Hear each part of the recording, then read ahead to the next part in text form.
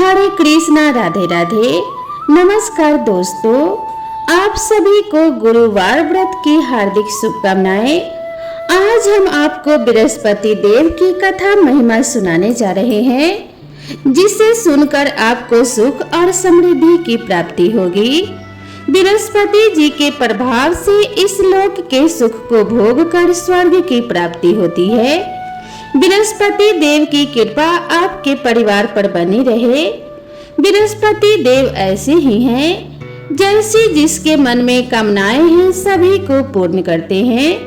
जो सद्भावना पूर्वक बृहस्पतिवार का व्रत करता एवं कथा पढ़ता है अथवा सुनता है और दूसरों को सुनाता है, बृहस्पति देव उसकी सभी मनोकामना को पूर्ण करते हैं। भगवान बृहस्पति देव उसकी सदैव रक्षा करते हैं। संसार में जो मनुष्य सद्भावना से भगवान जी का पूजन व व्रत सच्चे हृदय से करते हैं, तो उनकी सभी मनोकामनाएं भगवान जी पूर्ण करते हैं। जैसे सच्ची भावना से रानी और राजा ने उनकी कथा का गुणगान किया, तो उनकी सभी इच्छाएं बृहस्पति देव जी ने पूर्ण की थी। इसीलिए पूर्ण कथा जरूर सुनना चाहिए। हृदय से उनका मनन करते हुए जयकारा बोलना चाहिए। बोलो बृहस्पति देव भगवान की जय, विष्णु भगवान की जय।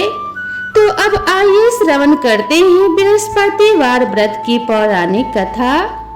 भारतवर्ष में एक प्रतापी और दानी राजा राज्य करता था। वह नित्य गरीबों और ब्राह्मणों की सहायता करता था, परंतु यह बात उसकी रानी को अच्छी नहीं लगती थी। वह ना ही गरीबों को दान देती और ना ही भगवान का पूजन करती थी, और राजा को भी दान देने से मना किया करती थी। एक दिन राजा शिकार खेलने वन को गए हुए थे, तो रानी महल में अकेली थी।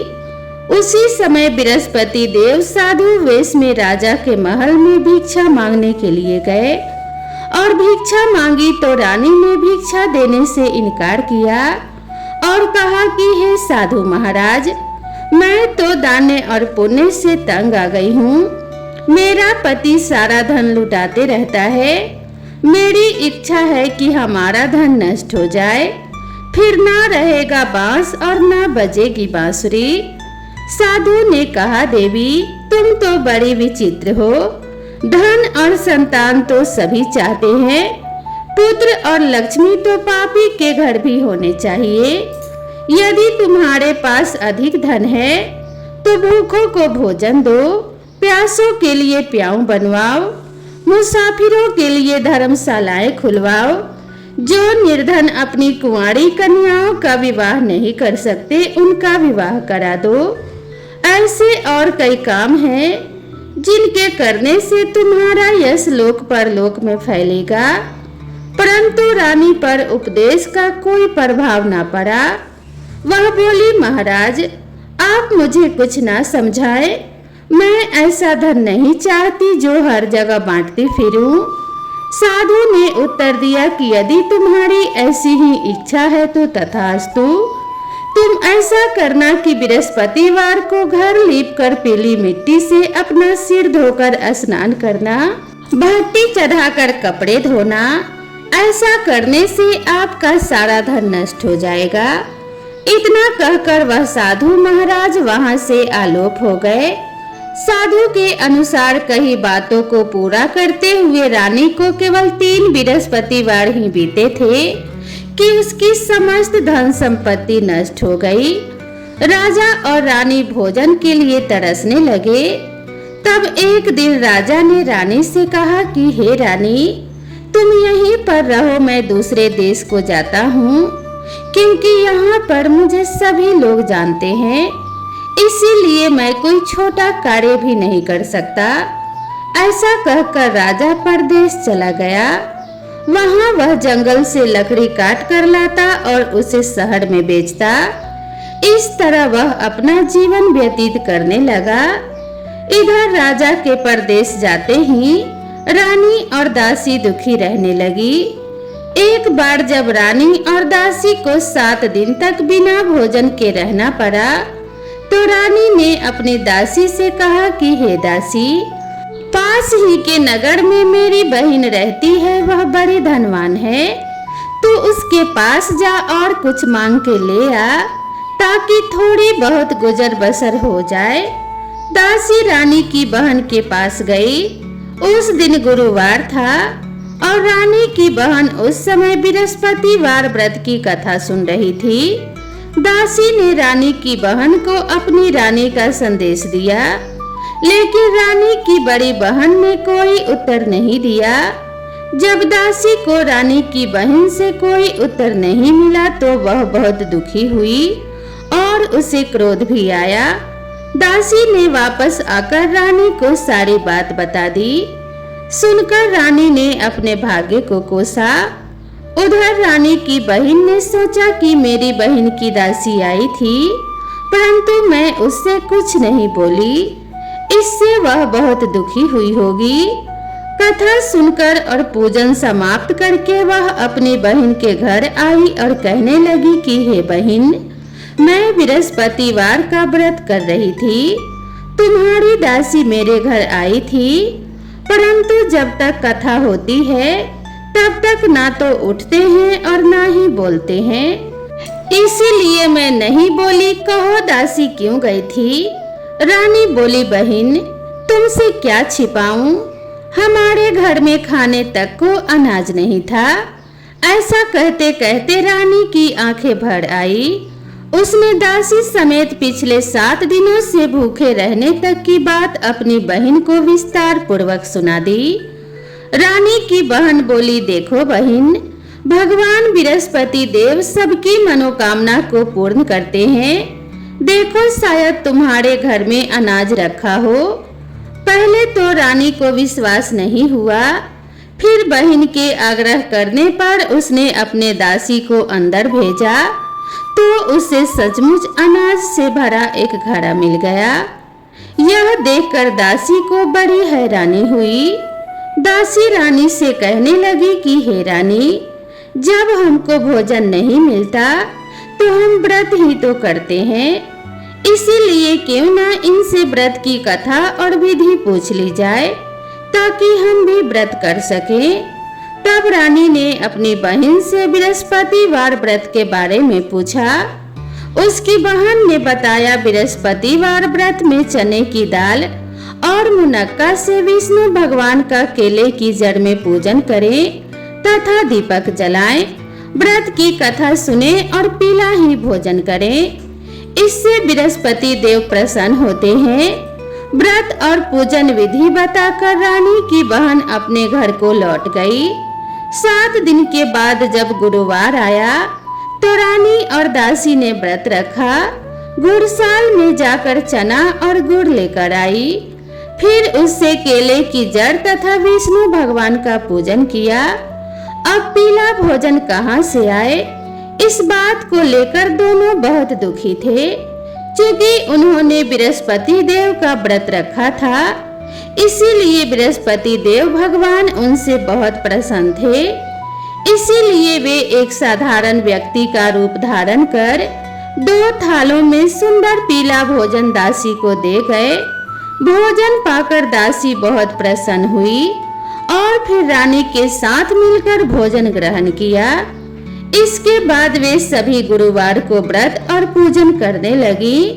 बृहस्पति देव भगवान की कृपा से उनके पास फिर से धन संपत्ति आ गई, परंतु रानी फिर से पहले की तरह आलस्य करने लगी। तब दासी बोली, देखो रानी, तुम पहले भी इस प्रकार आलस्य करती थी, तुम्हें धन रखने में कष्ट होता था, इस कारण सभी धन नष्ट हो गया, और अब जब भगवान बृहस्पति की कृपा से धन मिला है तो तुम्हें फिर से आलस्य होता है। रानी को समझाते हुए दासी कहती है कि बड़ी मुसीबतों के बाद हमने यह धन पाया है, इसीलिए हमें दान पुण्य करना चाहिए, भूखे मनुष्यों को भोजन कराना चाहिए और धन को शुभ कार्यों में खर्च करना चाहिए, जिससे तुम्हारे कुल का यश बढ़ेगा, स्वर्ग की प्राप्ति होगी और पितर प्रसन्न होंगे। दासी की बात मानकर रानी अपना धन शुभ कार्यों में खर्च करने लगी, जिससे पूरे नगर में उसका यश फैलने लगा। बृहस्पतिवार व्रत कथा के बाद श्रद्धा के साथ आरती की जानी चाहिए। इसके बाद प्रसाद बांटकर उसे ग्रहण करना चाहिए। एक दिन राजा दुखी होकर जंगल में एक पेड़ के नीचे आसन जमाकर बैठ गया। वह अपनी दशा को याद करके व्याकुल होने लगा। बृहस्पतिवार का दिन था। एकाएक उसने देखा कि निर्जन वन में एक साधु प्रकट हुए। वह साधु वेश में स्वयं बृहस्पति देवता थे। लकड़हारे के सामने आकर बोले कि हे लकड़हारे, इस सुनसान जंगल में तू चिंता मगन क्यों बैठा है? लकड़हारे ने दोनों हाथ जोड़कर प्रणाम किया और उत्तर दिया, महात्मा जी आप सब कुछ जानते हैं, मैं क्या कहूँ? यह कहकर वह रोने लगा और साधु को अपनी आत्मकथा सुनाई। महात्मा जी ने कहा, तुम्हारी स्त्री ने बृहस्पतिवार के दिन भगवान बृहस्पति का निरादर किया था, जिसके कारण रुष्ट होकर उन्होंने तुम्हारी यह दशा कर दी। अब तुम चिंता को दूर करके मेरे कहने पर चलो तो तुम्हारे सब कष्ट दूर हो जाएंगे और भगवान पहले से भी अधिक धन संपत्ति देंगे। तुम बृहस्पतिवार के दिन कथा किया करो और 2 पैसे के चने मुनक्का लाकर उसका प्रसाद बनाओ और शुद्ध जल से लोटे में शक्कर मिलाकर अमृत तैयार करो। कथा के पश्चात अपने सारे परिवार और सुनने वाले प्रेमियों में अमृत व प्रसाद बांटकर आप भी ग्रहण करो। ऐसा करने से भगवान तुम्हारी सब मनोकामनाएं पूरी करेंगे। साधु के ऐसे वचन सुनकर लकड़हारा बोला कि हे प्रभु, मुझे लकड़ी बेचकर इतना पैसा नहीं मिलता जिससे भोजन के उपरांत कुछ बचा सकूं। मैंने रात्रि में अपने स्त्री को व्याकुल देखा है। मेरे पास कुछ भी नहीं है जिससे मैं उसकी खबर मंगा सकूं। साधु ने कहा कि हे लकड़हारे, तुम किसी बात की चिंता मत करो। बृहस्पतिवार के दिन तुम रोजाना की तरह लकड़ियां लेकर शहर को जाओ। तुमको रोज से दुगना धन प्राप्त होगा, जिससे तुम भली भांति भोजन कर लोगे तथा बृहस्पति देव की पूजा का सामान भी आ जाएगा। इतना कहकर साधु अंतर्ध्यान हो गए। धीरे धीरे समय व्यतीत होने पर फिर वही बृहस्पतिवार का दिन आया। लकड़हारा जंगल से लकड़ी काटकर किसी शहर में बेचने गया। उसे उस दिन और दिन से अधिक पैसा मिला। राजा ने चना गुड़ आदि लाकर गुरुवार का व्रत किया। उस दिन से उसके सभी कलेश दूर हुए। परंतु जब दोबारा गुरुवार का दिन आया तो बृहस्पतिवार का व्रत करना भूल गया। इस कारण बृहस्पति भगवान नाराज हो गए। उस दिन उस नगर के राजा ने विशाल यज्ञ का आयोजन किया तथा शहर में यह घोषणा करा दी कि कोई भी मनुष्य अपने घर में भोजन न बनावे न आग जलावे। समस्त जनता मेरे यहाँ भोजन करने आवे। इस आज्ञा को जो न मानेगा उसे फांसी की सजा दी जाएगी। इस तरह की घोषणा संपूर्ण नगर में करवा दी गई। राजा की आज्ञा अनुसार शहर के सभी लोग भोजन करने गए, लेकिन लकड़हारा कुछ देर से पहुंचा। इसीलिए राजा उसके अपने साथ अपने घर ले गए और ले जाकर भोजन करा रहे थे तो रानी की दृष्टि उस खूंटी पर पड़ी जिस पर उसका हार लटका हुआ था। वह वहां पर दिखाई नहीं दिया। रानी ने निश्चय किया कि मेरा हार इस मनुष्य ने चुरा लिया है। उसी समय सिपाहियों को बुलाकर उसको कारागार में डलवा दिया। जब लकड़हारा कारागार में पड़ गया और बहुत दुखी होकर विचार करने लगा कि ना जाने कौन से पूर्व जन्म के कर्म से मुझे यह दुख प्राप्त हुआ है, और उसी साधु को याद करने लगा जो कि जंगल में मिला था। उसी समय तत्काल बृहस्पति देव साधु के रूप में प्रकट हुए और उसकी दशा को देखकर कहने लगे, अरे मूर्ख, तू तूने बृहस्पति देव की कथा नहीं करी, इस कारण तुझे दुख प्राप्त हुआ है। अब तू चिंता मत कर। बृहस्पतिवार के दिन कारागार के दरवाजे पर 4 पैसे पड़े मिलेंगे, उनसे तू बृहस्पति देव की पूजा करना, तेरे सभी कष्ट दूर हो जाएंगे। बृहस्पतिवार के दिन उसे 4 पैसे मिले। लकड़हारे ने कथा कही। उसी रात्रि को बृहस्पति देव ने उस नगर के राजा को स्वप्न में कहा कि हे राजा, तुमने जिस आदमी को कारागार में बंद कर दिया है वह निर्दोष है, वह राजा है, उसे छोड़ देना। रानी का हार उसी खूंटी पर लटका है। अगर तू ऐसा नहीं करेगा तो मैं तेरे राज्य को नष्ट कर दूंगा।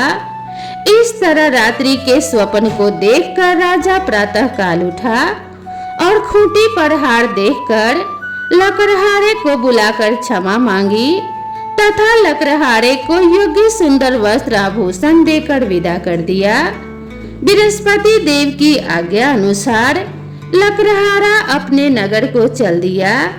जब राजा अपने नगर के निकट पहुंचा तो उसे बड़ा आश्चर्य हुआ।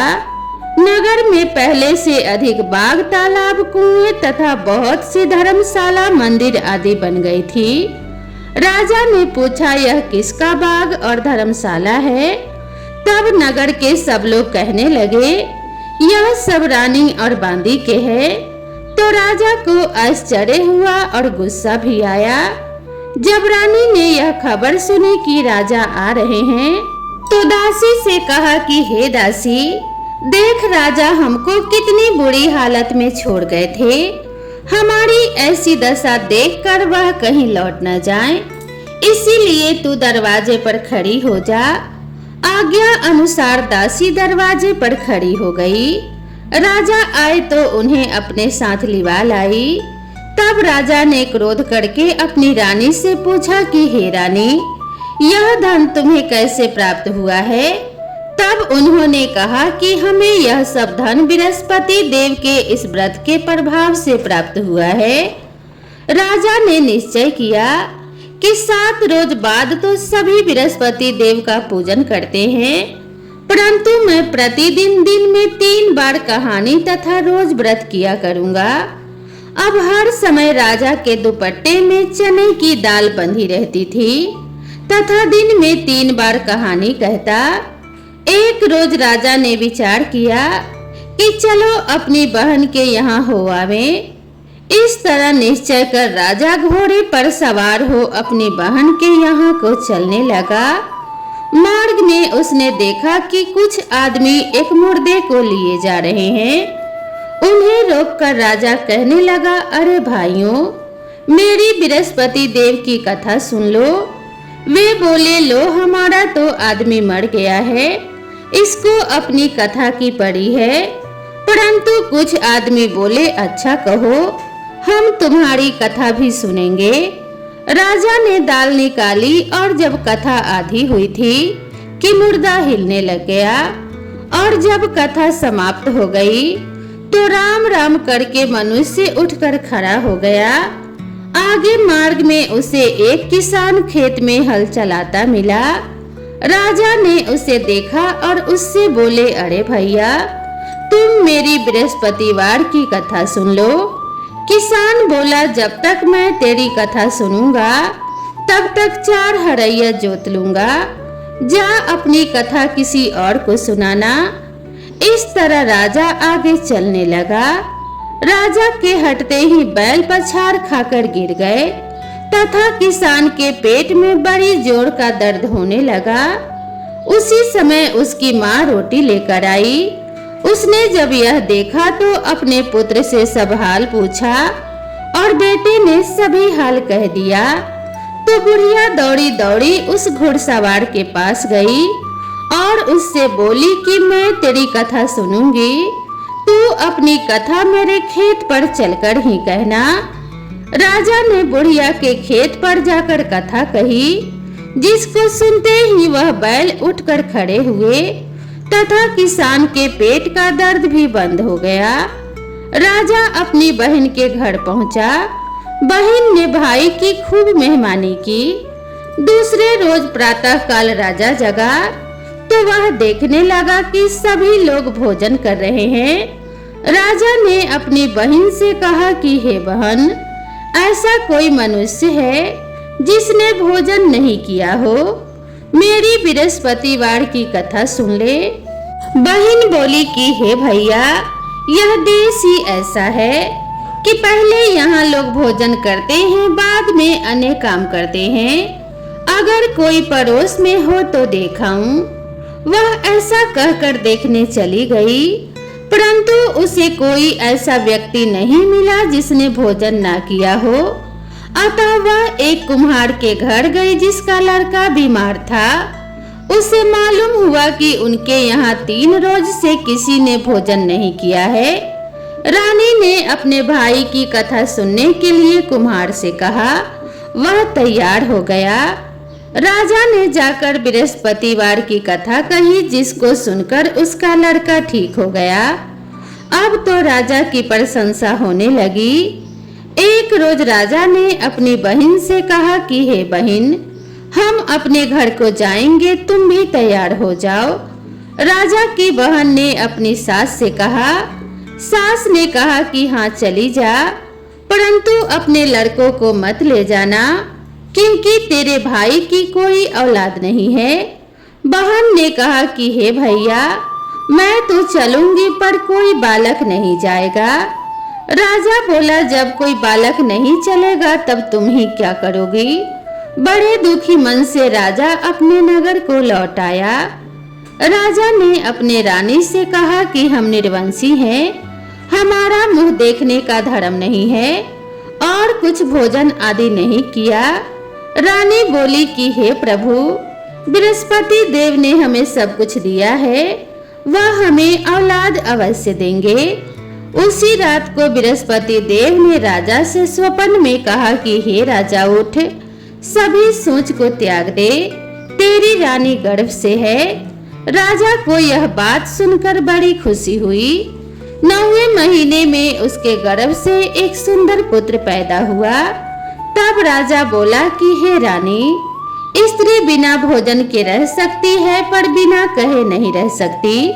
जब मेरी बहन आवे तब तुम उससे कुछ मत कहना। रानी ने सुनकर हाँ कर दिया। जब राजा की बहन ने यह शुभ समाचार सुना तो वह बहुत खुश हुई तथा बधाई लेकर अपने भाई के यहाँ आई। तभी रानी ने कहा कि घोड़ा चढ़कर तो नहीं आई, गधा चढ़ी आई। राजा की बहन बोली, भाभी, मैं इस प्रकार न कहती तो तुम्हें औलाद कैसे मिलती। बृहस्पति देव ऐसे ही हैं, जैसी जिसके मन में कामनाएं हैं सभी को पूर्ण करते हैं। जो सद्भावना पूर्वक बृहस्पतिवार का व्रत करता है एवं कथा पढ़ता है अथवा सुनता है, दूसरों को सुनाता है, बृहस्पति देव उसकी सभी मनोकामना पूर्ण करते हैं। भगवान बृहस्पति देव उसकी सदैव रक्षा करते हैं। संसार में जो मनुष्य सद्भावना से भगवान जी का पूजन व व्रत सच्चे हृदय से करते हैं तो उनकी सभी मनोकामनाएं भगवान जी पूर्ण करते हैं। जैसे सच्ची भावना से राजा और रानी ने उनकी कथा का गुणगान किया तो उनकी सभी इच्छाएं बृहस्पति देव जी ने पूर्ण की थी। इसीलिए पूरी कथा सुनने के बाद प्रसाद लेकर जाना चाहिए। हृदय से उनका मनन करते हुए जयकारा बोलना चाहिए। बोलो बृहस्पति देव की जय, भगवान विष्णु की जय। अब आइए श्रवण करते हैं बृहस्पतिवार व्रत की दूसरी कथा। प्राचीन काल में एक ब्राह्मण रहता था। वह बहुत निर्धन था। उसकी कोई संतान नहीं थी। उसकी स्त्री बहुत मलिनता के साथ रहती थी। वह स्नान न करती, न किसी देवता का पूजन करती। इससे ब्राह्मण देवता बड़े दुखी थे बेचारे। बहुत कुछ कहते थे किंतु उसका कुछ परिणाम न निकला। भगवान की कृपा से ब्राह्मण की स्त्री को कन्या रूपी रत्न पैदा हुई। कन्या बड़ी होने पर प्रातः स्नान करके विष्णु भगवान का जाप व बृहस्पतिवार का व्रत करने लगी। अपने पूजा पाठ को समाप्त करके विद्यालय जाती तो अपने मुट्ठी में जौ भर के ले जाती और पाठशाला के मार्ग में डालती जाती। तब ये जौ स्वर्ण के हो जाते। लौटते समय उनको बीन कर घर ले आती थी। एक दिन वह बालिका सूप में से उस सोने के जौ को फटक कर साफ कर रही थी कि उसके पिता ने देख लिया और कहा कि हे बेटी, सोने के जौ के लिए सोने का सूप होना चाहिए। दूसरे दिन बृहस्पतिवार का दिन था। इस कन्या ने व्रत रखा और बृहस्पति देव से प्रार्थना करके कहा, मैंने आपकी पूजा सच्चे मन से की हो तो मेरे लिए सोने का सूप दे दो। बृहस्पति देव ने उसकी प्रार्थना स्वीकार कर ली। रोजाना की तरह वह कन्या जौ फैलाती हुई जाने लगी। जब लौट कर जौ बीन रही थी तो बृहस्पति देव की कृपा से उससे सोने का सूप मिला। उसे वह घर ले आई और उसमें जौ साफ करने लगी, परंतु उसकी माँ का वही ढंग रहा। एक दिन की बात है कि वह कन्या सोने के सूप में जौ साफ कर रही थी। उस समय उस शहर का राजपुत्र वहां से होकर निकला। इस कन्या के रूप और कार्य को देखकर मोहित हो गया तथा अपने घर आकर भोजन तथा जल त्याग कर उदास होकर लेट गया। राजा को इस बात का पता लगा तो अपने प्रधानमंत्री के साथ उसके पास गए और बोले कि हे बेटा, तुम्हें किस बात का कष्ट है? किसी ने अपमान किया है अथवा और कारण हो सो कहो। मैं वही कार्य करूंगा जिससे तुम्हें प्रसन्नता हो। अपने पिता की राजकुमार ने बातें सुनी तो वह बोला, मुझे आपकी कृपा से किसी बात का दुख नहीं है। किसी ने मेरा अपमान नहीं किया है, परंतु मैं उस लड़की से विवाह करना चाहता हूँ जो सोने के सूप में जौ साफ कर रही थी। यह सुनकर राजा आश्चर्य में पड़ा और बोला कि हे बेटा, इस तरह की कन्या का पता तुम ही लगाओ। मैं उसके साथ तेरा विवाह अवश्य ही करवा दूंगा। राजकुमार ने उस लड़की के घर का पता बतलाया। तब मंत्री उस लड़की के घर गए और ब्राह्मण देवता को सभी हाल बतलाया। ब्राह्मण देवता राजकुमार के साथ अपनी कन्या का विवाह करने के लिए तैयार हो गए तथा विधि विधान के अनुसार ब्राह्मण की कन्या का विवाह राजकुमार के साथ हो गया। कन्या के घर से जाते ही पहले की भांति उस ब्राह्मण देवता के घर में गरीबी का निवास हो गया। अब भोजन के लिए भी अन्न बड़ी मुश्किल से मिलता था। एक दिन दुखी होकर ब्राह्मण देवता अपनी पुत्री के पास गए। बेटी ने पिता की दुखी अवस्था को देखा और अपनी माँ का हाल पूछा। तब ब्राह्मण ने सभी हाल कहा। कन्या ने बहुत सा धन देकर अपने पिता को विदा कर दिया। इस तरह ब्राह्मण का कुछ समय सुखपूर्वक व्यतीत हुआ। कुछ दिन बाद फिर वही हाल हो गया। ब्राह्मण फिर अपनी कन्या के यहाँ गया और सारा हाल कहा तो लड़की बोली कि हे पिताजी, आप माता जी को यहाँ लिवा लाओ। मैं उसे विधि बता दूंगी जिससे गरीबी दूर हो जाए। वह ब्राह्मण देवता अपनी स्त्री को साथ लेकर पहुँचे तो अपनी माँ को समझाने लगी कि हे माँ, तुम प्रातः काल प्रथम स्नान आदि करके विष्णु भगवान का पूजन करो तो सब दरिद्रता दूर हो जाएगी। परंतु उसकी माँ ने एक भी बात नहीं मानी और प्रातः काल उठकर अपनी पुत्री के बच्चों के जूठन को खा लिया। इससे उसकी पुत्री को भी बहुत गुस्सा आया और एक रात को कोठरी से सभी सामान निकाल दिया और अपनी माँ को उसमें बंद कर दिया। प्रातः काल उसे निकाला तथा स्नान आदि करा के पाठ करवाया तो उसकी माँ की बुद्धि भी ठीक हो गई और फिर प्रत्येक बृहस्पतिवार को व्रत रखने लगी। इस व्रत के प्रभाव से उसके माँ बाप भी बहुत धनवान और पुत्रवान हो गए और बृहस्पति जी के प्रभाव से इस लोक के सुख को भोग कर स्वर्ग को प्राप्त हुए। तो बोलो विष्णु भगवान की जय, बोलो बृहस्पति देव भगवान की जय। ओम नमो नारायणाय नमः। जय श्री कृष्ण। राधे राधे। दोस्तों, आप सभी को ये कथा कैसी लगी कृपया कमेंट करके जरूर बताएं। वीडियो पसंद आई हो तो इसे एक लाइक जरूर करें और अपने सभी परिवार और मित्रों के साथ शेयर कर दें। अगर आप मेरे चैनल पर पहली बार आए हैं तो चैनल को सब्सक्राइब करना ना भूलें। तो दोस्तों, भगवान बृहस्पति देव की कृपा आप सभी के ऊपर सदा सर्वदा बनी रहे। आप सभी के घर में धन्य धान्य की वृद्धि होती रहे। माता लक्ष्मी का सदा वास आप सभी के घर में हो। इसी मंगल कामना के साथ आप सभी से विदा लेते हैं। मिलते हैं इसी तरह की नई कथा और नई कहानी के साथ। तब तक के लिए राधे राधे।